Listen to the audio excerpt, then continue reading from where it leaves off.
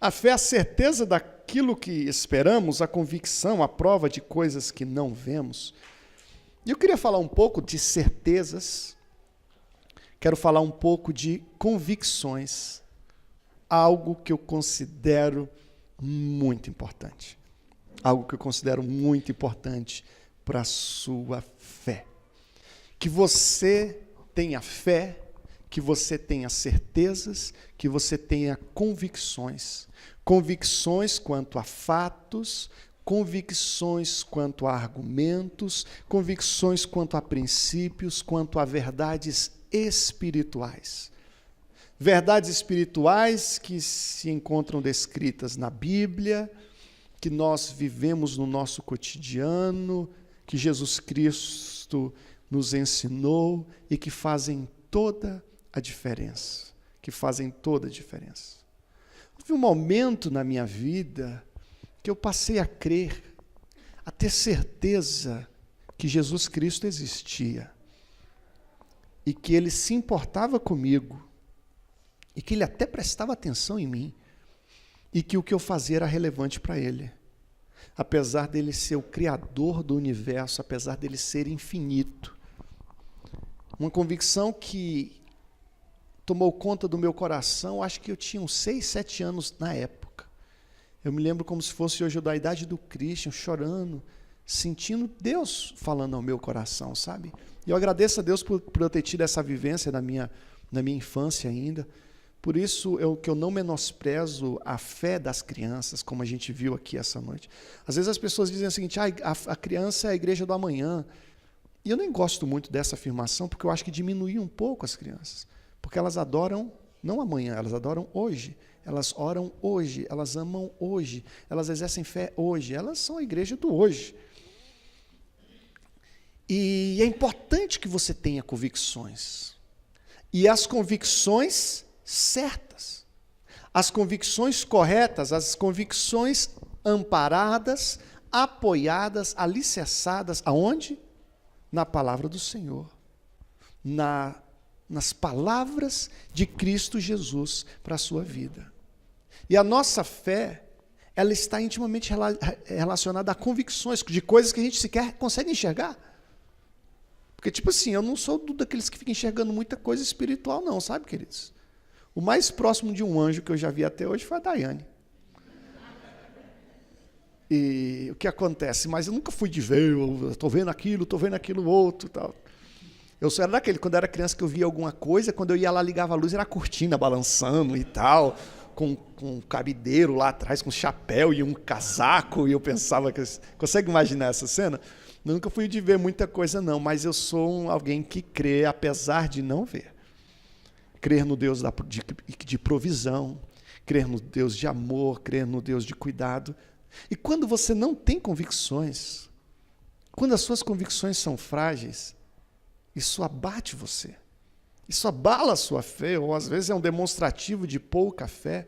E você vai ver Jesus criticando a fé dos discípulos, e você vai perceber essa ausência de convicções. Convicção de que Deus tinha um propósito para a vida deles, que eles chegariam ao outro lado, a falta de convicção que Jesus voltaria, que Jesus ressuscitaria no terceiro dia. E eu quero que você reflita aqui a respeito das suas convicções, a fim de que nós busquemos no Senhor o fortalecimento das corretas convicções, as quais nós devemos ter em nossos corações. E eu passo a falar de Jesus Cristo, e vou falar de outros personagens também, e algo que eu acho muito interessante quando eu leio a história de Jesus Cristo no Novo Testamento, ali nos Evangelhos, é as absolutas convicções que Jesus tinha. Por exemplo, nós vemos em Mateus 4, 3 e 4, o tentador dizendo a Jesus, se tu és o Filho de Deus, manda que essas pedras se tornem pães. Pois está escrito, patati, patatá. Mas Jesus, porém, Jesus disse, nem só de pão viverá o homem, mas de toda a palavra que sai da boca de Deus. Você percebe Satanás dizendo, se você é filho de Deus, então, ele querendo colocar um si, querendo implantar a dúvida, querendo trabalhar com a dúvida na mente de Jesus Cristo, se ele era filho de Deus. Mas Jesus tinha absoluta convicção que ele era. Irmãos, eu tenho absoluta convicção de que eu sou filho da minha mãe. Agora tem umas pessoas aqui na igreja que eu já vi falar que foram achados no lixo. Não sei se é verdade. Se foi a Karine ou foi a Cátia. Então... Mas, quanto a você ser filho de Deus, você tem essa convicção hoje? De que você é filho de Deus mesmo? Que você hoje você faz parte da família de Deus?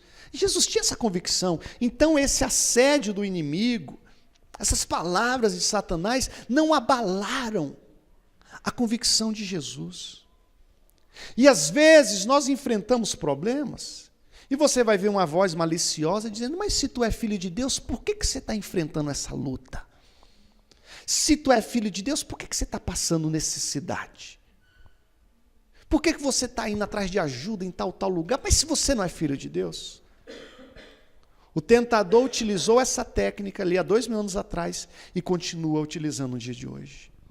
Por isso que é importante você ter a convicção como essa, de que você é filho de Deus. Você vê em João 10:30, Jesus dizendo, eu e o Pai somos um.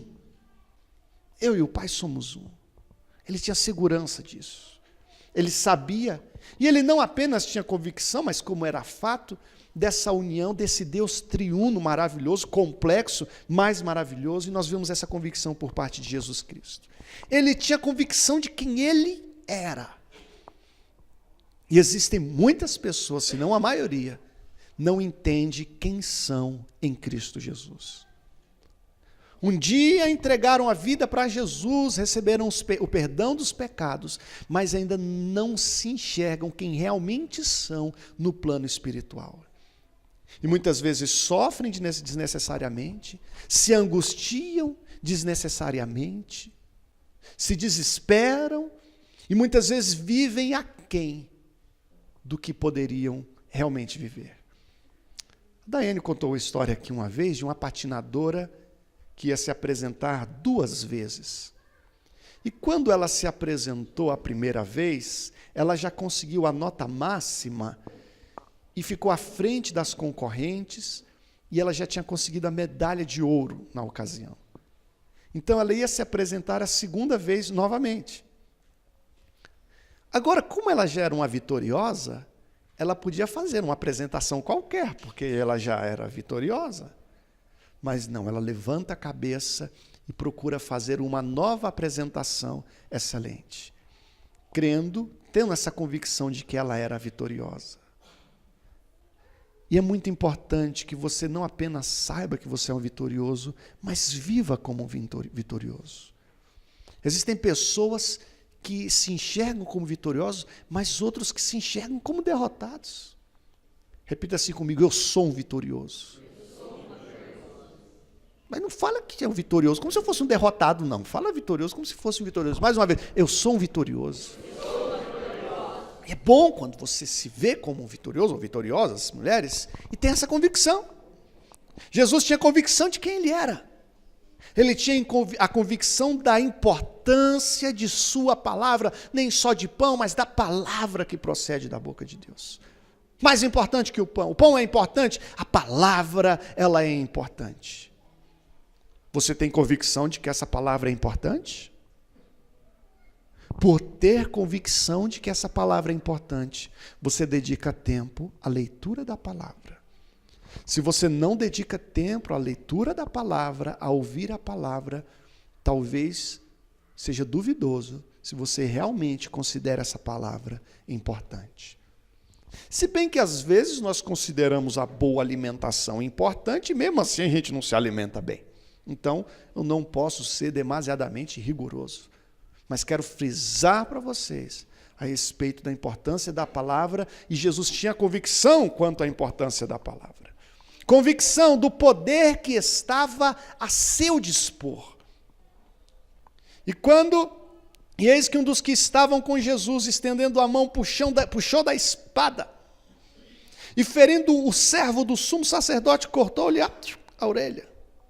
Então Jesus lhe disse: opa aí, calma, caba, embainha a tua espada, porque todos os que lançarem mão da espada, a espada morrerão. Ou pensas tu, isso é que eu acho interessante, ou pensas tu que eu não poderia agora orar a meu Pai e que Ele não me daria mais de 12 legiões de anjos? Essa cena é a que precede ali a prisão de Cristo. Já a prisão de Cristo, já está um comandante de prisão ali, já expedido, já Judas já haveria de denunciá-lo com um beijo, e está aquela muvuca, e Pedro arranca a espada, arranca a orelha de um, e começa aquela discussão e tudo mais. E Jesus, mesmo diante de tantos soldados ao seu redor, ele se demonstra estar no total controle da situação, coloca a orelha lá no lugar do cara que foi ferido. E diz: se eu quisesse, eu orava a Deus. E Deus, ele mandava 12, o Pai mandava 12 legiões para mim. Você percebe essa segurança? Há um hino maravilhoso do cantor cristão que diz que o título é Segurança. Eu tenho segurança em Cristo Jesus. Você tem tido essa segurança? Jesus tinha uma convicção interessante também, uma certeza. Nós estamos falando de fé, de certeza, de segurança, de convicções, mas nem sempre essas convicções são necessariamente para realizar milagres. Existem convicções que são convicções de que devemos passar por provações. E Jesus diz, e nós vemos em Lucas capítulo 9, versículo 44, Jesus dizendo: ouça atentamente o que vou lhes dizer. O Filho do Homem será traído e entregue nas mãos dos homens. Convicção de que ele haveria de padecer, de ser traído e de enfrentar aquela cruz. É bom nós termos certezas de vitórias, entre aspas, de sucessos, e não é errado você desejar isso, você aspirar a isso, e muitas vezes ter convicções quanto a isso, mas é importante que até nós tenhamos convicções também que nós enfrentaremos dificuldades. E Jesus até alertou, João 16:13, tenho-vos dito isso para que tenhais paz em mim. No mundo tereis aflições, mas tende bom ânimo, eu venci o mundo. E ele está falando isso para que você vença o mundo, para que você vença as aflições. Não, ele fala isso para que você tenha paz nele. Porque tem aflição que a gente vai atravessar. E tem umas aflições que vão ser tão grandes que a gente vai até morrer. E a gente vê Estevão, um homem tão fiel, que enfrentou uma aflição terrível, foi apedrejado e ele morreu. Mas nós vemos a aplicação na vida dele na medida em que ele teve paz nesse momento tão crítico.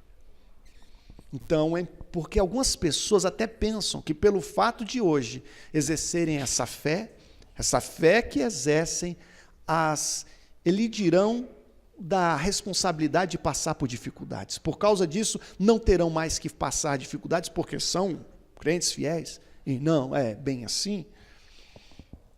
Jesus tinha convicção de que ia passar por aquilo, mas ele ia passar. Nós vemos Jesus conversando com o Pai: Pai, por ocasião da ressurreição de Lázaro, eu digo isso, eu estou orando aqui, para que eles ouçam, porque que tu me ouves, aliás, tu sempre me ouve. E ele tinha essa convicção de que Deus o estava ouvindo, que o Pai o ouvia, e o ouvia sempre. Irmãos, eu acho interessante você, quando se ajoelhar para orar, tentar enxergar Deus ali na sua frente, porque Ele efetivamente está. Teve um dia que eu fui orar, não sei se foi nessa igreja aqui ou se foi na da Vendinha. Eu falei: Deus, eu queria fazer uma oração diferente hoje. Porque eu particularmente, eu converso com Deus como se Ele fosse uma pessoa. Porque Ele é. E eu particularmente, eu não converso com ninguém gritando assim, sabe, queridos? Eu converso com mais, como eu estou conversando com vocês. E teve um dia que eu falei: Deus, eu queria que o Senhor sentasse nessa cadeira aqui, eu sentasse nessa daqui, para a gente conversar um pouco. Que eu estou com algumas coisas que estão engasgadas. Aí eu coloquei ele assim, né? Eu falei isso com ele, eu imaginei então que ele estava sentado ali, eu sentei de frente com ele e eu comecei a falar como estou falando com vocês. Que momento maravilhoso na minha vida. Eu não vou entrar em detalhes de como foi esse meu momento de oração. Dessa convicção de que ele estava ali, eu consegui ter uma vivência diferente nessa ocasião. Porque eu fico imaginando, às vezes, você de joelho e olha no celular, e olha, está olhando e está orando, e olha para um lado, olha para o outro. Será que você crê que realmente Deus está ali? Será que você crê que realmente Deus está aqui? E mesmo assim você se levanta 3 vezes para ir no banheiro, 5 vezes para beber água? Você trata Deus desse jeito? É dessa maneira que você trata o Deus Todo-Poderoso, Deus glorioso, Deus esplendoroso que te ama? Então, é importante que nós venhamos enxergar isso que é invisível. E Deus, Ele te escuta. E essa convicção que Jesus tinha, que o Pai sempre lhe ouvia, é uma convicção que todos nós aqui podemos ter. Porque o Senhor, efetivamente, ouve a oração de cada um de nós. Lembrando que ouvir a oração é uma coisa, e responder a oração é uma outra coisa. Nem sempre Ele vai responder como você espera ou quer que Ele responda. João 8,14 diz assim: Jesus, ainda que eu testifico de mim mesmo, o meu testemunho é verdadeiro, pois eu sei de onde vim e para onde vou. Eu acho interessante essa convicção de Jesus, de onde ele vinha e para onde ele ia. Tipo assim, a curiosidade de onde a gente veio não é das maiores que as pessoas têm, não, sabe? Mas às vezes a dúvida para onde vai é uma dúvida mais recorrente. Mas mesmo assim, os jovens, no geral, não se preocupam muito com isso, não. A não ser que você esteja perto de um momento de morte, que você esteja correndo risco de morte. E Jesus tinha convicção para onde ele ia. E é muito importante, ele também espera que você tenha essa convicção para onde você está indo quando de sua morte. Eu até tenho sentido no coração de talvez trazer algumas ministrações mais sobre isso. Não só sobre o mundo pós-morte, mas preparando, de uma certa forma, a gente para esse momento, porque você tenha convicções em relação a isso. Às vezes, algumas pessoas não têm fé em determinadas áreas porque não ouviram a palavra de Deus no que diz respeito a determinadas áreas. Porque à medida que ouvir a palavra quanto a esses temas, então convicções passarão a brotar no tocante a esses temas. Então veja a necessidade também de eu falar sobre isso. E aí nós vemos Jesus dizendo: eu sei para onde é que eu vou. Porque, queridos, se você tem convicção do lugar que você vai, quando de sua morte, você vai enfrentar a morte com muita tranquilidade. Não com muita tranquilidade, mas com uma paz, de uma forma diferente. E eu posso falar de pessoas que eu conheci, que faleceram, mas que tinham profunda convicção da fé em Cristo Jesus, quanto a Cristo Jesus, e passaram por esse momento com uma paz de espírito, com uma harmonia assim incrível. Houve um filho de um pastor, colega do Bosco, do Jurandir, que faleceu. Ele sofreu assim, de uma doença terrível. Nos últimos dias, ele já sem as pernas, ele tinha um violão e ele cantava no hospital, tocando esse violão e tudo mais, que ele não tinha perna, mas ele tinha os braços e cantava. E as pessoas chegavam lá para consolar ele, saíam de lá consolados por tamanho brilho que ele tinha, tanta luz que ele tinha, luz decorrente da convicção que ele tinha. E muitos irmãos, principalmente os que são mais próximos de nós, que acompanharam a luta da minha irmã Deuseni, na luta contra o câncer, vocês viram o momento da partida dela, como ela enfrentou os momentos mais críticos, mas com um sorriso no rosto, sempre. Incrível isso, querido. Apesar de dores, apesar de dificuldades, uma coisa inexplicável, onde a única explicação é a convicção de para onde ela estava indo. A convicção de que Deus estava com ela, que estava permitindo que isso acontecesse, mas que ela estaria, logo tudo aquilo passaria, que ela estaria na presença de Deus, que Deus todo o tempo estava com ela, e a frase dela era sempre: todo o tempo Deus é bom em todo o tempo. Em nenhum momento as dificuldades fizeram ela questionar a bondade do Senhor. Apesar disso estar acontecendo, apesar de não estar entendendo isso, eu sei que mesmo assim Deus é bom e Ele é bom o tempo todo. Não há um momento em que Ele deixe de ser bom, em que Ele tire a mão sobre mim e me deixe vulnerável. Interessante, Jesus, a convicção que ele tinha quanto ao seu chamado e ministério.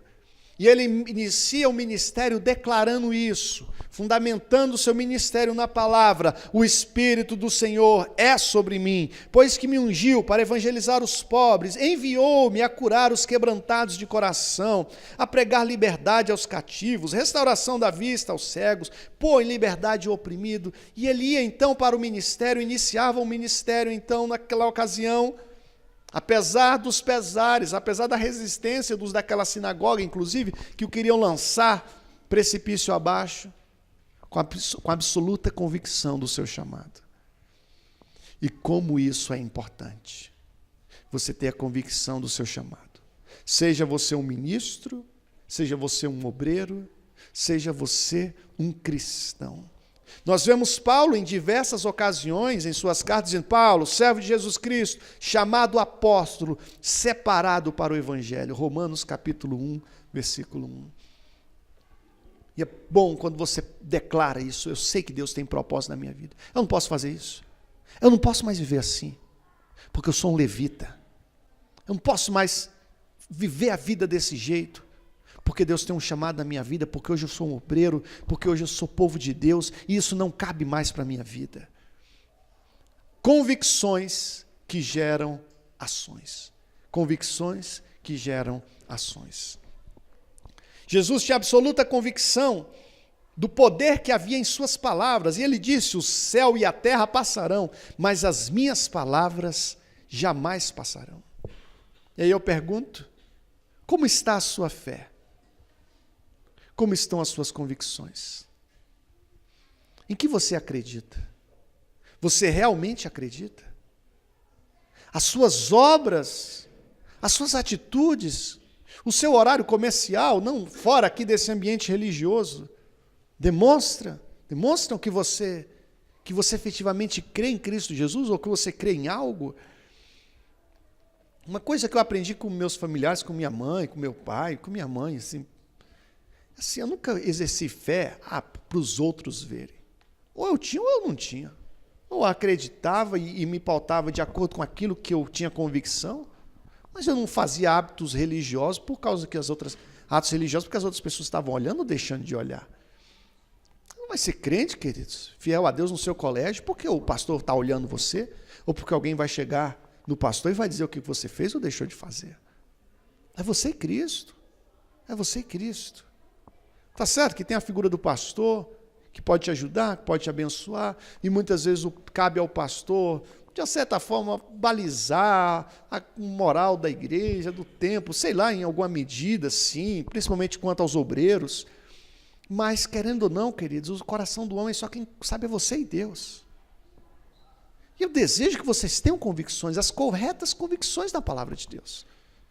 Mas como é que eu vou fazer isso, colocar isso dentro da cabeça de vocês? De certa forma, não é eu quem faz isso.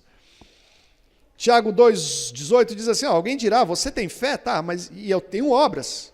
Mostre-me a tua fé sem obras, e eu lhe mostrarei a minha fé pelas obras.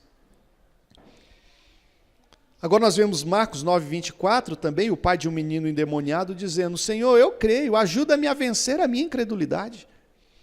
Ele tinha a convicção de que ele era incrédulo. Ele tinha convicção que ele não tinha convicção. E é uma convicção. É ou não é?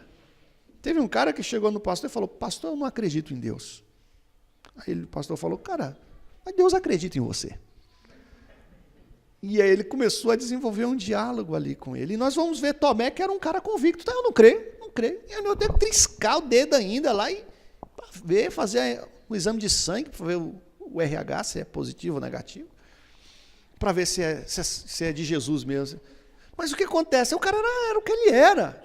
E eu acho legal Tomé, de uma certa medida, e eu sempre falo, porque Tomé era o cara que pensava numa coisa e falava o que os outros pensavam. Não tinha coragem de falar. E Jesus escolheu ele para ser um discípulo, mesmo ele sendo desse jeito. E assim, ele agia conforme eles pensavam e tal, mas Jesus ia dando clareza. E com certeza Tomé venceu isso, ele cresceu, convicções mais profundas entraram no coração dele, e o próprio pai aqui do menino endemoniado viu seu filho ser liberto, e com certeza certezas se instalaram no coração dele. E eu desejo, e creio, espero, oro, para que cada um aqui neste lugar, cada um que está ouvindo essa mensagem, no diário relacionamento com a palavra, seja a palavra lida, também a palavra ouvida, possa ter essa fé no seu coração crescente, porque a fé vem pelo ouvir. Eu não tenho dúvida de que ouvir a palavra do Senhor, a pregação, gera fé no seu coração. Sim, prosseguindo aqui, tem outro personagem que eu acho muito, muito, muito incrível, é Jó. E eu leio Jó, capítulo 1, versículo 20 agora. Porque Jó, queridos, a gente precisa, para falar de Jó, precisa de muito tempo. Muitos já conhecem a história de Jó. Foi um cara que passou muita dificuldade, doença, morte de filho. E uma das maiores dores que alguém pode ter é enterrar um filho. Nunca passei por isso, não quero passar, mas já testemunhei aqui nesse pastorado. Ele enterrou os filhos dele, e num momento crítico demais de sua vida, perdendo bens, inclusive, ele disse: olha, nu eu saí do ventre da minha mãe, e nu eu vou voltar para lá. O Senhor deu, o Senhor tomou, bendito seja o nome do Senhor, e em tudo isso, Jó não pecou, nem atribuiu a Deus falta alguma. Olha que convicção maravilhosa. Porque eu sei que o meu Redentor vive, e que por fim se levantará sobre a terra, e depois de consumir da minha pele, contudo, ainda em minha carne verei a Deus, vê-lo-ei por mim mesmo, e os meus olhos, e não outros, o contemplarão. Convicções que pautavam as suas atitudes, porque se essas convicções não mudam a sua atitude, são só conjecturas mesmo, filosofia, no plano ali intelectual. Mas a convicção genuína na palavra do Senhor resulta em atitudes. Outro, José, filho de Jacó. Depois de certo tempo, a mulher do seu senhor começou a cobiçá-lo. E o convidou: venha, deita comigo. Mas ele se recusou e lhe disse: o sangue de Jesus tem poder. Meu senhor não se preocupa com coisa alguma de sua casa, e tudo o que tem deixou aos meus cuidados. Ninguém desta casa está acima de mim. Ele não me negou nada, a não ser a senhora, porque é a mulher dele. Como poderia eu, então, cometer algo tão perverso e pecar contra Deus? Será que Potifar chegou em José e disse: José, você pode pegar em qualquer coisa aqui, mesmo na minha mulher? Não acho que ele tinha dito isso. Mas ele sabia onde podia colocar a mão e onde não podia. E ele tinha convicção que o Senhor tinha sido bondoso com ele, que o Senhor estava ali com ele, que o Senhor estava vendo tudo. Eu não posso fazer isso contra Deus, eu não posso pecar contra Deus. Convicções quanto ao pecado, quanto aos olhos do Senhor sobre ele, um desejo de não desagradar a Deus. Agora eu vejo o Espírito Santo, João 16:7, que quando ele vier, convencerá o homem do pecado, da justiça e do juízo. O Espírito Santo fará o quê? Convencerá, trará convicções, que eu estou em pecado, que isso está errado, que eu não posso fazer isso. Não vai ser o pastor que vai sair agora fazendo uma lista. Vamos, o primeiro, por favor, vem aqui, irmanice, eu vou fazer uma lista dos seus pecados, e aí você vai levar para casa e não vai cometê-los mais. Não isso. Mas o Espírito Santo agindo no íntimo, fazendo você perceber que errou, que essa vida não está certa, que tem que colocar as coisas no lugar. Obra maravilhosa, obra que eu desejo para a vida de cada um de vocês. E José conclui quanto a José, dizendo: vocês planejaram mal contra mim, falando para os irmãos dele, que tinham vendido ele. Vocês planejaram mal contra mim, mas Deus o tornou em bem, para que hoje fosse preservada a vida de muitos. Olha a certeza que ele tinha. Os irmãos percebem a fé interligada com certeza, interligada com convicções, de coisas que você não vê, e de coisas que você espera, que ainda não aconteceu, mas você espera, e você já espera como se você já tivesse. Já viu quando você está esperando uma coisa, e aí você já age como se já tivesse? Tipo, alguém prometeu um dinheiro para você e você já emite o cheque? Já emite o cheque, tipo assim, fulano vai dar o dinheiro. Mas tem gente que sim, se promete, você pode emitir o cheque já, porque o cara é tipo palavra. Mas tem uns que prometem, tudo bem, está prometido, glória a Deus, mas eu vou esperar aí. Eu vou até falar para vocês orarem. Tem uma pessoa que eu ajudei ele em um negócio que ele estava precisando de ajuda. E aí ele falou, Jair, eu vou dar um carro para você, porque você me ajudou. Um carro de uns 30 mil. Tá bom? Então de 40 não falei isso, querido. Eu falei, não, beleza. Eu ajudei ele, eu não cobrei nada dele para ajudar ele, mas eu resolvi um problema dele gratuitamente, e ele me prometeu um carro. E assim, peço que os irmãos orem, para dar tudo certo, e ele dá o carro. Mas se ele não me der o carro, eu estou bem. Não tenho certeza absoluta se ele vai fazer isso. Mas quanto às promessas do Senhor Jesus, eu posso ter certeza absoluta e eu posso descansar. Porque as promessas do Senhor não falharão. Aleluia. Você vê Paulo dizendo o seguinte, já estou sendo derramado como oferta de bebida, está próximo o tempo da minha partida, eu combati o bom combate, terminei a corrida, guardei a fé, agora tem uma coroa que está reservada, a justiça, que o Senhor justo juiz me dará naquele dia, e não somente a mim, mas todos os que amam a sua vida, a sua vinda. Convicção de Paulo quanto à sua obra, quanto ao seu ministério, quanto a ter cumprido o seu ministério cabalmente, e uma convicção quanto à vida pós-morte, essa certeza de salvação. Está chegando o dia. Está chegando o dia do meu descanso. Está chegando o dia do meu descanso. Não vai ser um momento mais de dor. Eu não vou ter mais calos. Eu não vou ter mais preocupações. Eu não vou ter mais chateações. Essas cadeias não vão mais ferir os meus pulsos. Essas coceiras aqui da prisão não mais me afligirão. Não vai haver mais inveja. Não vai haver mais dor. Eu vou rever aqueles que se foram antes de mim. E eu vou ver o próprio Senhor Jesus. Em breve, minha alma descansa, porque em breve você estará descansando. Repita assim comigo, um dia eu descansarei no Senhor. Um dia não haverá mais aflições, não haverá mais choro, não haverá mais dor.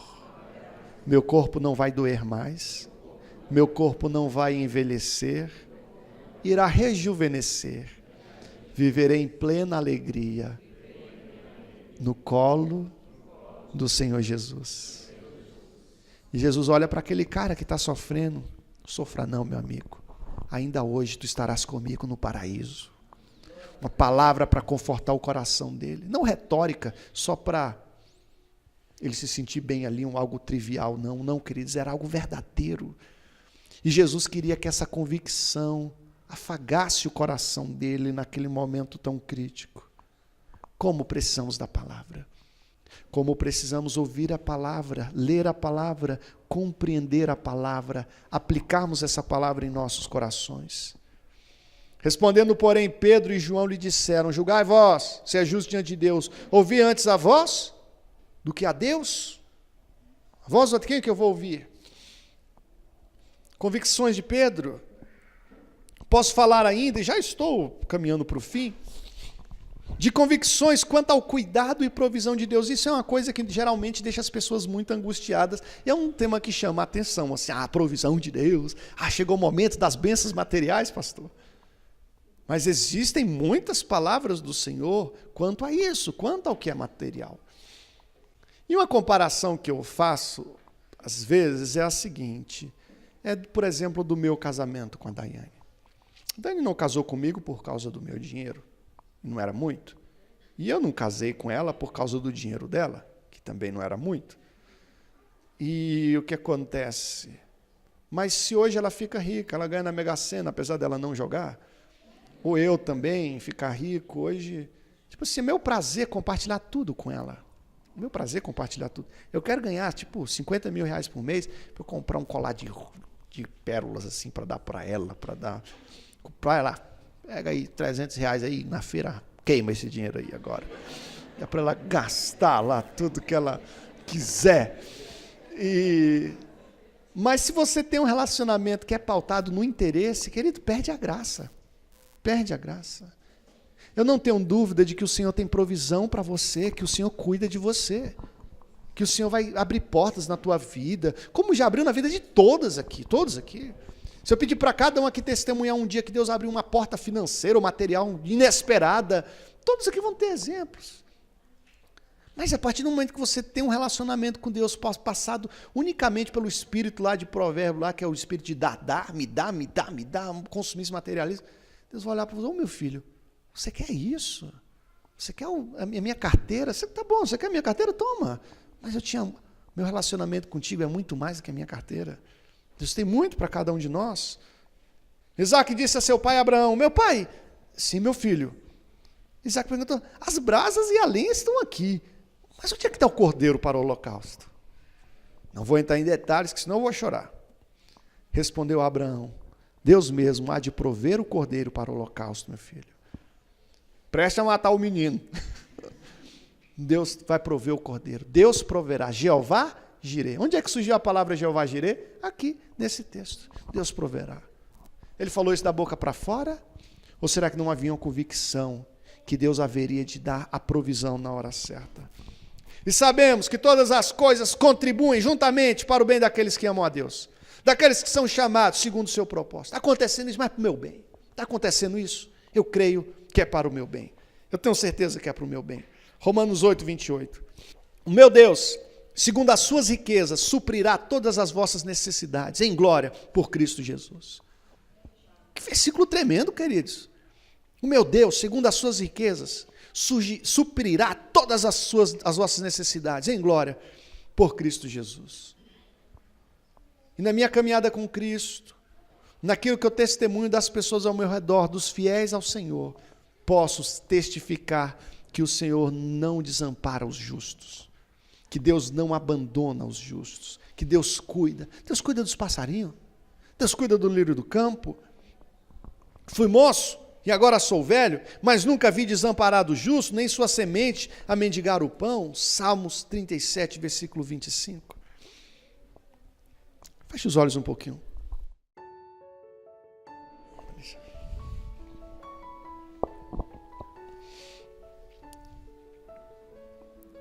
Olha o que diz a palavra de Deus, Mateus 6.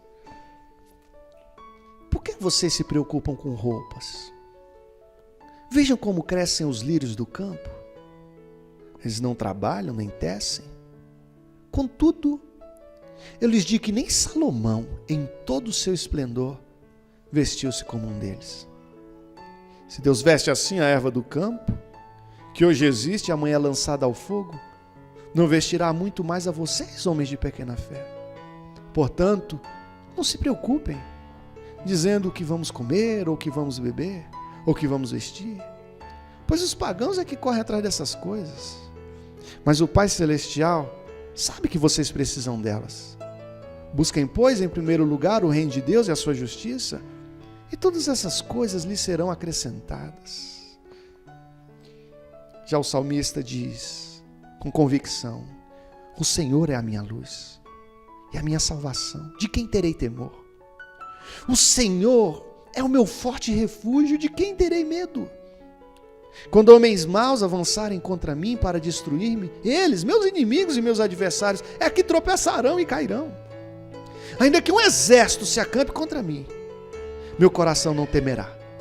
Ainda que se declare guerra contra mim, mesmo assim estarei confiante. Uma coisa pedi ao Senhor, e é o que procuro, que eu possa viver na casa do Senhor todos os dias da minha vida, para contemplar a bondade do Senhor e buscar sua orientação no seu tempo.